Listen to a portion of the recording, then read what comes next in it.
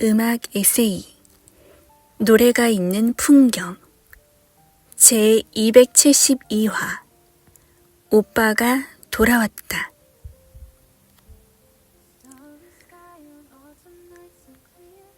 올 겨울은 참 따뜻했던 것 같다. 새로 산 두꺼운 코트를 몇 번 꺼내 입지도 않았는데 벌써 1월이 다가고 있다. 퇴근길 특별한 약속도 없고 그렇다고 집에 가서 혼자서 밥을 해먹기도 청승스러운 것 같아 두리번거리고 있었다.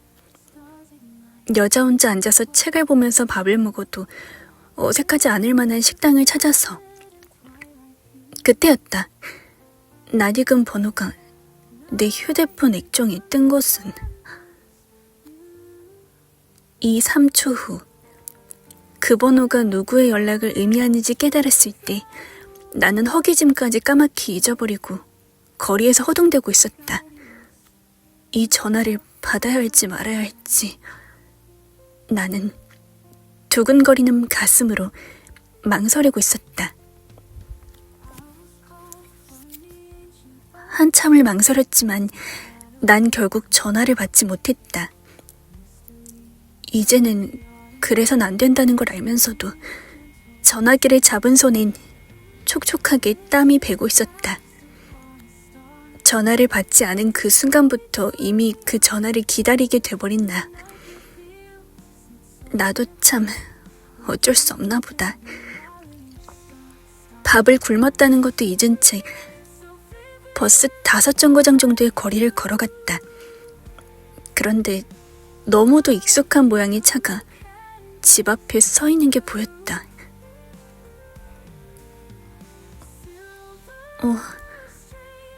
웬일이야? 어떻게 나한테 잘 살고 있느냐는 얘기를 할 수 있는 건지 난 울음이 터질 것 같아서 입술을 꼭 깨물었다. 그가 나를 떠난 것은 1년 전이었다. 그때가 3번째였다. 이제는 아니겠지 라고 생각하면서 글을 보내고 다시 받아들이곤 했는데 그때 역시 그는 담담하게 내게 이별을 말했다.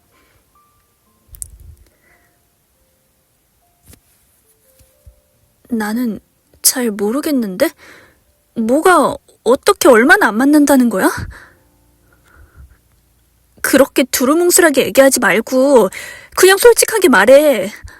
또 누가 생긴 거야?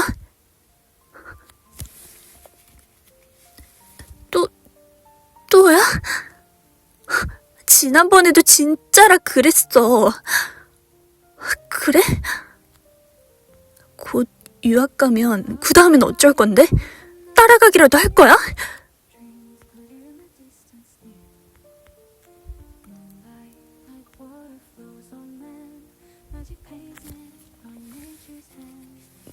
그리고 1년 동안 아무 연락도 없던 사람이었다. 그 후 첫 번째 3개월 동안 나는 죽을 만큼 아팠고 그 다음 3개월 동안은 죽을 만큼 외로웠고 그 다음 3개월 동안은 멍해졌다는 핀잔을 많이 받았고 마지막 3개월 동안은 이제 좀 괜찮아졌다고 스스로를 위안했었다. 첫눈도 혼자서 잘 맞았고 크리스마스도 맥주 한 잔에 오징어를 먹으면서 꿋꿋하게 잘 버텼다. 그런데 왜 이제 와서 이 사람은 또 내 앞에 나타난 것일까?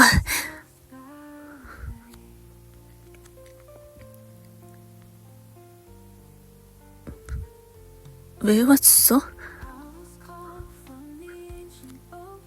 그 말하려고 왔어? 그럼?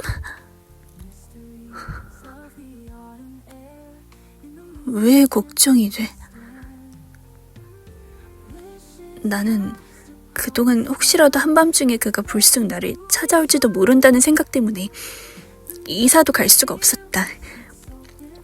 그를 용서할 수 없다고 입버릇처럼 혼잣말을 했지만 마음속으론 처음부터 그를 미워하지조차 못하고 있었던 것이다. 그렇게 나를 찾아온 후에도 그는 보름 동안 아무런 연락이 없었다. 정말 얼굴이나 보려고 찾아왔던 것 뿐인지 내가 그날 저녁 너무 시큰둥하게 굴어서 다시는 날 찾아오지 않을 생각인 건지 여러 가지 추측과 걱정으로 난 오히려 그와 헤어진 다음보다 더 힘들었다. 그리고 얼마 후 토요일 오후 그에게 전화가 왔다. 여보세요? 그냥 집에 있어. 그는 이런 사람이었다. 그렇게 나를 아프게 해놓고 떠났으면서 그래놓고 1년 후에 불쑥 찾아와 마음만 들쑤셔놨으면서 가타부타 변명 한마디 없이 영화라도 보자는 그런 사람. 하지만 나는 이런 사람이었다. 어떤 영화? 내가 생각해도 참 한심한 사람.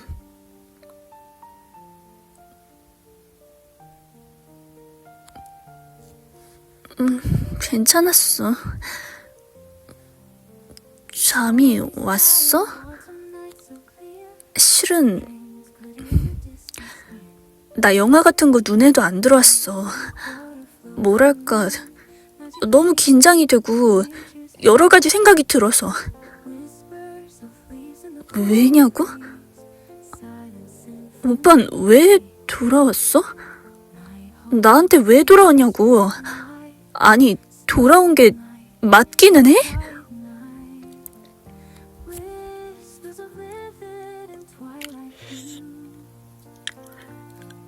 그 사람이 커피 한 잔을 입히라고 그것을 다 마실 동안 난 한마디도 하지 않고 대답을 기다리고 있었다.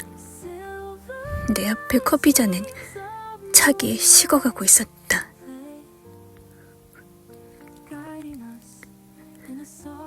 그래, 처음도 아니지. 오빠, 나를 처음 안 게 7년 전이고, 그리고 우린 중간에 3번을 헤어졌어. 3번 다 오빠가 일방적으로 나를 떠났던 거고, 3번 다 오빠가 일방적으로 나한테 돌아왔어. 이번에도 그런 거야? 왜? 뭐? 내가? 나는 간다는 오빠를 붙잡아 본 적이 없어. 그럼 난 힘들어해서도 안 된다는 거야?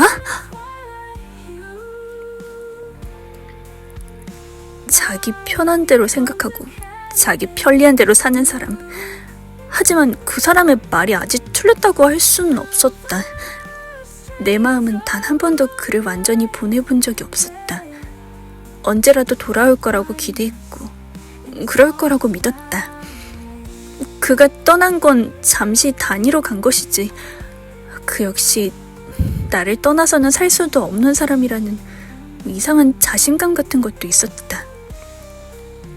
그렇게 다시 만난 우리는 언제 헤어져 살았냐는 듯 자연스럽게 서로의 일상 속에 섞이게 됐다. 나 이번 주말엔 좀 바빠. 다음 주에 신제품 발표회 있거든. 그 다음 주에 가지 뭐. 재준이 오빠랑 그리? 그쪽이랑 어울리면 또 여자들 만나고 막 그러는 거 아니야?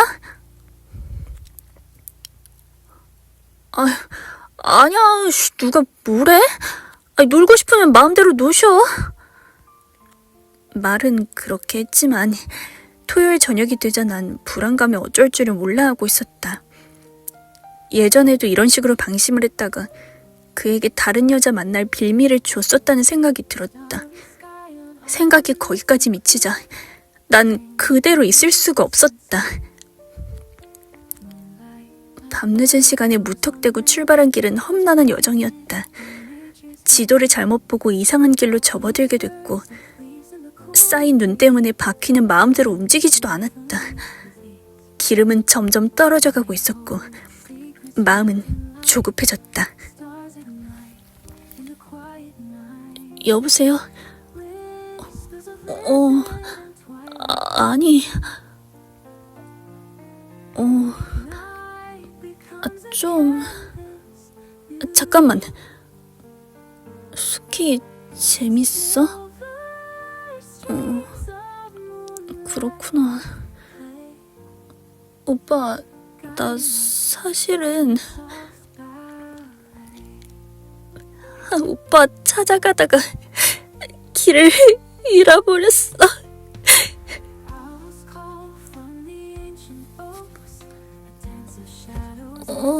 오빠 언제 왔어? 너무 지쳐서.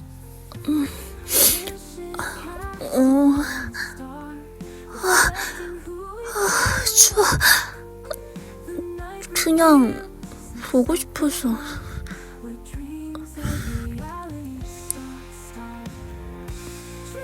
오빠, 그때 내가 물어본 거 대답 안 했지? 왜 나한테 돌아왔어?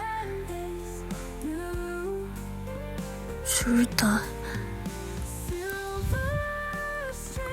그럼 그 여잔 어떻게 됐어? 알잖아. 그때 오빠가 만나던. 따라간다며. 아니, 난 당연히 물어야 할 것들을 물어보는 건데? 왜? 무슨 얘기야? 돌이켜보건대 내가 그와 첫 번째 이별을 한 후엔 그 상처가 너무 커서 그가 돌아온 후에도 나는 아파했었다. 그렇게 아파하는 나를 견디지 못했던 그는 두 번째 이별을 얘기했고 상처는 더욱 깊어졌다. 그래서 나는 이번엔 그러지 않으리라 다짐했었다. 상처도 있는 척 없는 척, 아파도 아프지 않은 척 그를 대하리라 마음먹었다. 유요?